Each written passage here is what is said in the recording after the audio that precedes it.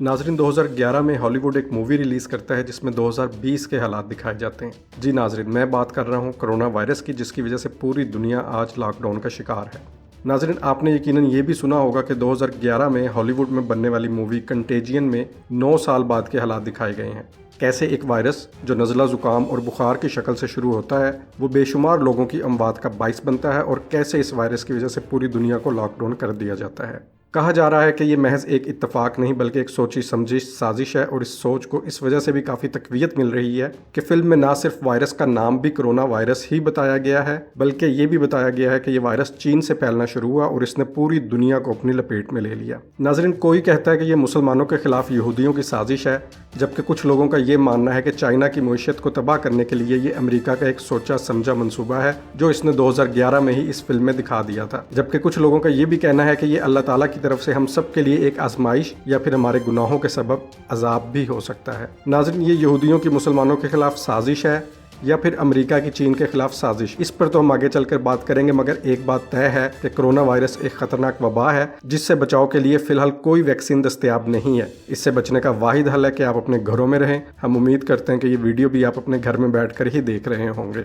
नाज़रीन, इससे पहले कि हम इस बारे में मजीद बात करें, आपसे गुजारिश है कि आप हमारे चैनल दुनिया उर्दू को सब्सक्राइब कर लें ताकि हमारी नई आने वाली वीडियोस आपको बर वक्त मिल सकें। नाज़रीन, इसी मामले से जुड़ा एक और मामला भी यकीनी तौर पर आपकी नज़रों से गुजरा होगा, जिसमें आपको ये बताया जाता है कि कार्टून सीरीज जो सिम्पसन के नाम से मशहूर है, इसमें मुस्तकबिल में होने वाले बहुत से वाकयात की पेशगी इतला दे दी जाती है। और इन कार्टून्स के बारे में भी बहुत से लोगों का ये दावा है कि ये भी अमेरिकी थिंक टैंक या फिर यहूदी लॉबी का हिस्सा है, जिसको इस्तेमाल करते हुए वो आने वाले हालात के बारे में बहुत सी चीजें इन कार्टून्स में दिखा देते हैं। तो नाज़रीन, कोरोना वायरस पर मबनी फिल्म कंटेजियन पर बात करने से पहले हम इन कार्टून्स के बारे में भी बात करते चलें कि आखिर इस बात में कोई हकीकत है या फिर हकीकत के नाम पर आपको झूठ बताया जा रहा है। कहा जाता है कि सिम्पसन नामी कार्टून सीरीज में 1995 में वीडियो कॉन्फ्रेंस दिखाई गई है, जबकि फेस टाइम के जरिए पहली बार वीडियो कॉल 2010 में की गई। इसके साथ साथ ये भी कहा जाता है कि 1998 में सिम्पसन नामी कार्टून कैरेक्टर स्मार्ट वॉच इस्तेमाल करता हुआ दिखाया जाता है, जबकि दुनिया की पहली स्मार्ट वॉच 2013 में बनाई गई। इसी तरह इन्हीं कार्टून में बहुत पहले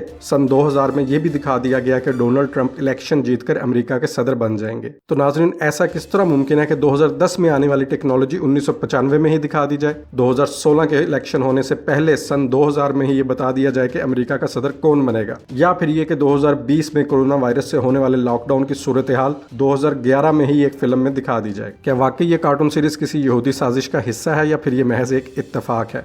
आइए इस मामले को एक सादा सी मिसाल से समझते हैं। नाज़रीन, शायद 2001 की बात है जब मैं अपने गेमिंग कंसोल पर सुपर मारियो गेम खेल रहा था। मेरे एक अंकल ने मुझे कहा कि अनकरीब ये गेम तुम मोबाइल पे भी खेल सकोगे। मेरे लिए ये बात बहुत अजीब थी कि जिस गेम के लिए इतना बड़ा गेमिंग कंसोल हो, वो गेम एक छोटे से मोबाइल में कैसे खेली जा सकती है जिसमें स्नेक नामी गेम के अलावा और कोई गेम नहीं चलती थी। इसी तरह जब 2002 में मैंने अपना पहला कंप्यूटर खरीदा और अपनी 4 GB की हार्ड डिस्क पर मैंने एक फिल्म सेव की, तो मेरे टीचर ने मुझे कहा बहुत जल्द इस हार्ड डिस्क से भी छोटी महज एक कॉलिंग कार्ड के साइज की मेमोरी डिवाइस आएगी जिसमें तुम दर्जन भर या इससे भी ज्यादा फिल्में महफूज कर सकोगे। ये बात भी मेरे लिए मानना नामुमकिन था। लेकिन आज हम देखते हैं कि हम लोग अपने मोबाइल पर सुपर मारियो से भी कहीं ज़्यादा advanced high graphics 3D games खेलते हैं। इसी तरह एक छोटे से मेमोरी कार्ड पर हम दर्जन भर नहीं बल्कि सैकड़ों फिल्में महफूज कर सकते हैं। तो नाज़रीन, क्या ये कहना सही होगा कि ये सारी टेक्नोलॉजी मेरे अंकल या मेरे टीचर ने बनाई, या उनको पहले से इस बात का इल्म था कि ऐसा होने जा रहा है और इसी वजह से उन्होंने मुझे इसकी पहले से इतला दे दी? यकीनी तौर पर ऐसा नहीं है, बल्कि हकीकत यह है कि उन्होंने अपने ज़माने के गेमिंग कंसोल अटारी की गेम से मिलती जुलती गेम जब नोकिया 3310 या इस जैसे और मोबाइल्स पर देखी, तो उन्होंने ये अंदाज़ा लगाया कि अगर अटारी की गेम एक छोटे से मोबाइल पर आ सकती है तो निंटेंडो पर खेली जाने वाली सुपर मारियो भी एक दिन मोबाइल के लिए बन जाएगी। इसी तरह जिस टीचर ने एक बड़े साइज की फ्लॉपी डिस्क जो महज चंद KB या 2 MB तक का डाटा सेव कर सकती थी, इसी साइज की CD भी देखी हो जो 700 MB तक का डाटा सेव कर लेती थी, तो उस टीचर के लिए ये अंदाजा लगाना कतन मुश्किल नहीं कि टेक्नोलॉजी एक दिन इतनी एडवांस हो जाएगी कि एक छोटे से कार्ड पर इस CD से 10 गुना ज्यादा डाटा महफूज करने की टेक्नोलॉजी आ जाएगी। नाज़रीन, बिल्कुल इसी तरह सिम्पसन कार्टून बनाने वाली कंपनी टेक्नोलॉजी को हमसे बहुत बेहतर समझती है और उस बात का अंदाज़ा लगा सकते हैं कि मुस्तकबिल करीब में किस तरह के मोबाइल बनेंगे। या फिर अगर 1995 में वो इंटरनेट पर तस्वीर भेजने की टेक्नोलॉजी को जानते थे तो उनके लिए ये अंदाज़ा लगाना मुश्किल नहीं था कि अनकरीब तस्वीर की जगह बाकायदा वीडियो कॉलिंग की सहूलत भी मुयस्सर होगी, और यही चीज़ उन्होंने अपनी कार्टून सीरीज़ में दिखा दी। इसी तरह हमें ये भी समझने की ज़रूरत है कि स्मार्ट वॉच या कोई भी गैजेट अचानक रातों रात नहीं बन जाता, बल्कि उस पर एक अरसे से काम जारी होता है। नाज़रीन, अगर आप गूगल से पहली स्मार्ट वॉच के बारे में सर्च करें तो ये 2013 में नहीं बल्कि 1998 में बनाई गई थी। गो कि वो स्मार्ट वॉच आज की स्मार्ट वॉच के मुकाबले में बिल्कुल जीरो है, मगर बहरहाल स्मार्ट वॉच का एक आइडिया उस वक्त भी मौजूद था। इसी तरह वीडियो कॉलिंग भी एप्पल के आईफोन पर पहली मरतबा 2010 में मुतारिफ कराई गई, जबकि दूसरी एप्लीकेशंस की मदद से वीडियो कॉलिंग की सहूलत इससे पहले भी मौजूद थी। और अगर बात करें डोनाल्ड ट्रंप के सदर बनने की, जिसकी इतला सिम्पसन नामी कार्टून में 2000 में ही दे दी गई, तो आपको ये भी पता होना चाहिए कि 1999 में डोनाल्ड ट्रंप ने पहली बार अमेरिका के सदारती इलेक्शन के लिए अपनी कैंपेन चलाई थी और उस वक्त से ही वो अपने बेतुके कमेंट्स की वजह से लोगों में जाने जाते थे। सन 2000 के सदारती इलेक्शन के लिए डोनाल्ड ट्रंप ने कैंपेन तो चलाई, मगर आखिरी वक्त में सदारती इलेक्शन की दौड़ से दस्तबरदार हो गए और अपने नॉमिनेशन पेपर्स वापस ले लिए। इसी वाकये को लेकर सिम्पसन कार्टून सीरीज में इनका मजाक बनाने के लिए दिखाया गया कि डोनाल्ड ट्रंप इलेक्शन जीत गए हैं। कार्टून सीरीज में ये एक तंजिया सीन था, मगर 2016 में जब डोनाल्ड ट्रंप हकीकत में सदर बन गए तो लोगों ने ये कहानी बना ली कि चूंकि सन 2000 में सिम्पसन सीरीज में ये बता दिया गया था, इसी वजह से दज्जाली और यहूदी कुव्वतों ने अपनी साजिश को 2016 में अमली जामा पहना दिया। जबकि वो चीज़ नज़रअंदाज करके कि कार्टून सीरीज में डोनाल्ड ट्रंप का महज मजाक उड़ाया गया था। कार्टून बनाने वालों के वहमो गुमान में भी नहीं था कि डोनाल्ड ट्रंप एक दिन वाकई में सदर बन जाएंगे। बिल्कुल ऐसे ही जैसे पाकिस्तान में कुछ सियासतदानों ने इमरान खान का मजाक उड़ाया और उन्हें तंजिया अंदाज में वज़ीर आज़म भी कहना शुरू कर दिया, मगर फिर वो वाकई में वज़ीर आज़म बन गए। नाजरीन, अब आते हैं कोरोना वायरस की मौजूदा सूरत हाल और 2011 में बनाई जाने वाली फिल्म कंटेजियन की तरफ। तो नाजरीन, सबसे पहले तो ये बात जान लें कि वायरस पर बनाई जाने वाली ये वाहिद फिल्म नहीं है, बल्कि ऐसी दर्जनों फिल्में मौजूद हैं जो मुख्तलिफ औकात में 2007 में, 2010 में, 2011 में, 2015 में, 2016 में और अब तक ये फिल्में बनाई जा रही हैं। कभी इन फिल्मों में दिखाया गया कि वायरस ऑस्ट्रेलिया से ट्रांसफर हुआ, कभी रूस से, कभी चाइना से, तो कभी किसी और मुल्क से। किसी फिल्म में ये दिखाया गया कि ये बर्ड फ्लू की वजह से वायरस फैला,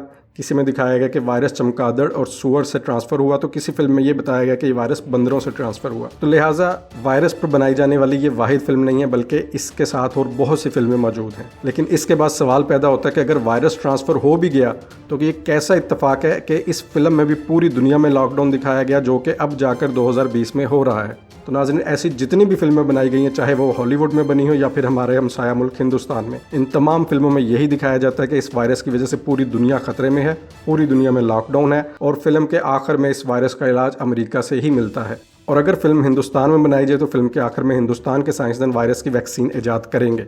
आखिर हीरो भी तो बनना होता है ना।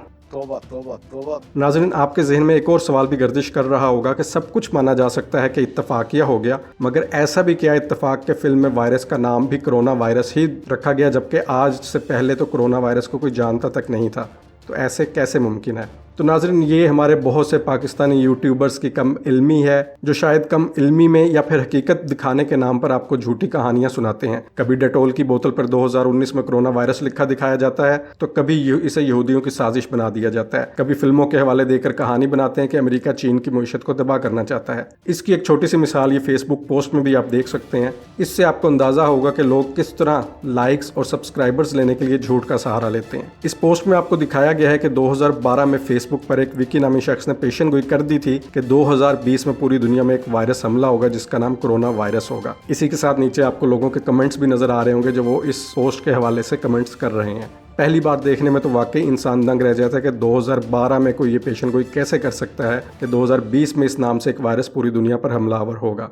लेकिन अगर आप गौर से इस तस्वीर को देखें और जो 2012 से 2011 से फेसबुक यूज़ करते आ रहे हैं, तो वो देख सकते हैं कि इस पोस्ट पर लाइक के साथ साथ रिएक्ट भी किया गया है, जबकि फेसबुक के पुराने यूज़र्स ये बात अच्छी तरह से जानते हैं कि 2012 में पोस्ट पर रिएक्ट करने की सहूलत नहीं थी।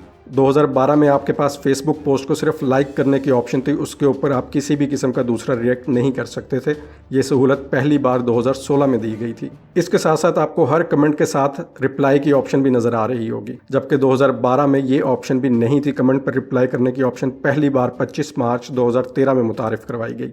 तो इस पोस्ट से आप अंदाज़ा लगा सकते हैं कि लोग महज अपनी वीडियो और पोस्ट पर ज़्यादा से ज़्यादा लाइक्स लेने के लिए कैसे झूठी कहानी और फोटोशॉप तस्वीरों का सहारा लेते हैं, जबकि नाजरीन हकीकत यह है कि कोरोना वायरस कोई नया वायरस नहीं है। ये नाम साइंसदान बहुत पहले से जानते थे और इसकी मुख्तलिफ इकसाम है। ज़ेर बहस फिल्म कंटेजियन में जो वाक़या दिखाया गया वो वायरस दर हकीकत 2005 से 2006 में अमेरिका में वायरल हुआ था, जिस पर उन्होंने बहुत जल्दी काबू पा लिया था। ये वायरस दरअसल एक 70 साल शख्स के जरिए अमेरिका तक पहुंचा था जो हांगकांग से अमेरिका गया था, और इस फिल्म में भी यही दिखाया गया है कि कोरोना वायरस हांगकांग से अमेरिका ट्रांसफर हुआ, मगर फ़र्क सिर्फ इतना है कि फिल्म में मर्द की जगह औरत का किरदार दिखाया गया है। नाज़रीन, अगर आप कोरोना वायरस पर मज़ीद सर्च करेंगे तो आपको मालूम होगा कि इस नाम से पहला वायरस केस 1965 में मंजर आम पर आया था। तब से ये कोरोना वायरस मुख्तलिफ शक्लों में मिलते जुलते जरसूमों से हमलावर होता है। इसको साइंसदान हर बार एक नया नाम, एक नया कोड देते हैं।